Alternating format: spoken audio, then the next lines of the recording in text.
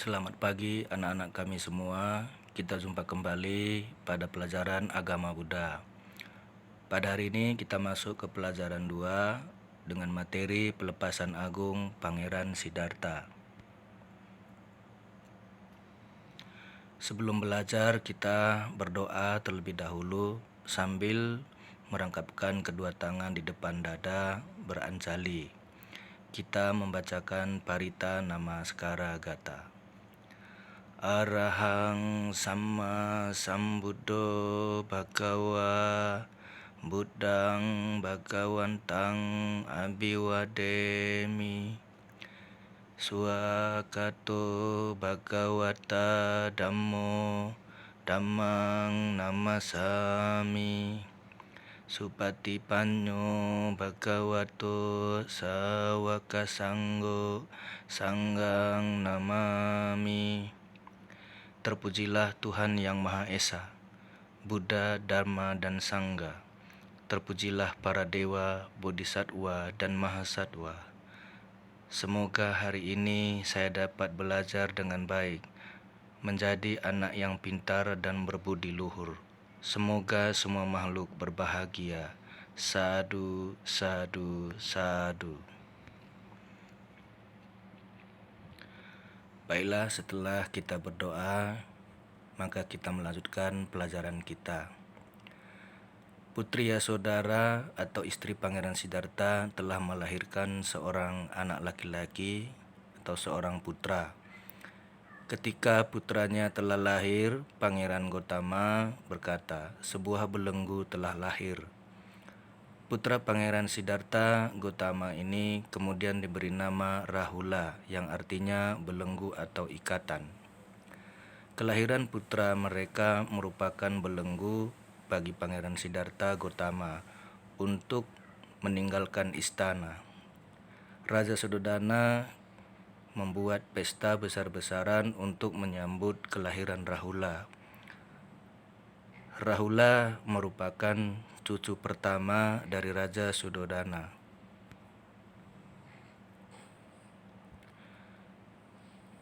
Di sela-sela pesta perayaan penyambutan kelahiran cucu Raja Suddhodana atau putra Pangeran Siddhartha, Pangeran Siddhartha memohon kepada ayahnya 8 anugerah agar saya tidak tua, saya tidak sakit, saya tidak mati. Ayah tetap bersama saya. Semua wanita di istana dan kerabat tetap hidup. Kerajaan ini tetap tidak berubah. Semua yang hadir di pesta kelahiranku dapat mengatasi hawa nafsunya. Saya dapat mengatasi kelahiran, usia tua, dan kematian. Di istana, Pangeran Siddhartha Gotama selalu dihibur oleh para penari dengan pakaian dan riasan bagai bidadari yang menari, menyanyi, dan memainkan aneka musik. Pangeran Siddhartha Gotama tak bisa lagi menikmati semua keindahan dan hiburan para penari tersebut. Melihat Pangeran Siddhartha Gotama tertidur terlelap, para penari dan pelayan pun berhenti menari dan memainkan musik.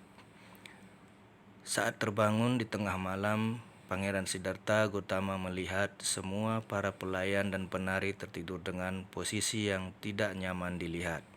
Melihat keadaan tidur para penari dan pelayan tersebut, Pangeran Siddhartha Gotama berkata dalam hati, "Semua ini melelahkan dan menyesakkan." Oleh karena itu, Pangeran Siddhartha Gotama bertekad untuk meninggalkan istana pada malam itu juga. Pangeran Siddhartha Gotama pergi meninggalkan istana ditemani oleh kusirnya Cana dan menunggang kuda Kantaka. Pangeran Siddhartha Gotama meninggalkan keluarganya karena sebenarnya sangat menyayangi mereka. Pangeran Siddhartha Gotama sangat menyayangi keluarga, rakyatnya, dan semua makhluk di dunia ini. Pangeran Siddhartha memutuskan untuk meninggalkan istana dan meneruskan perjalanannya hingga sampai di tepi sungai Anoma. Di tepi sungai Anoma, Pangeran Siddhartha memotong rambutnya, mencukur kumisnya dengan pedang, dan kemudian melemparkan potongan rambutnya ke udara dan disambut oleh Dewa Saka dan membawanya ke surga Tawatimsa. Di surga Tawatimsa, Dewa Saka membawa rambut Pangeran Siddhartha untuk dihormati atau dipuja di Culamanijatiya. Pangeran Siddhartha kemudian menyerahkan semua perhiasan dan mahkotanya kepada Cana kusirnya agar diserahkan ke istana. Pertapa Siddhartha kemudian mengenakan jubah yang diberikan oleh Brahma, Satikara, dan perlengkapan pertapa lainnya.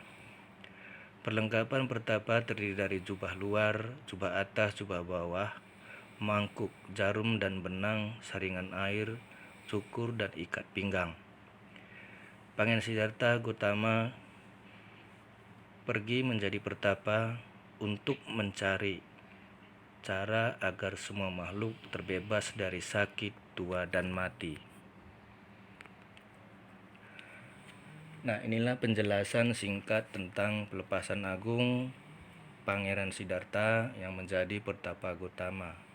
Baiklah, setelah kalian amati pembelajaran ini, maka kerjakanlah tugas berikut ini. Ada sebanyak 8 tugas, 8 soal.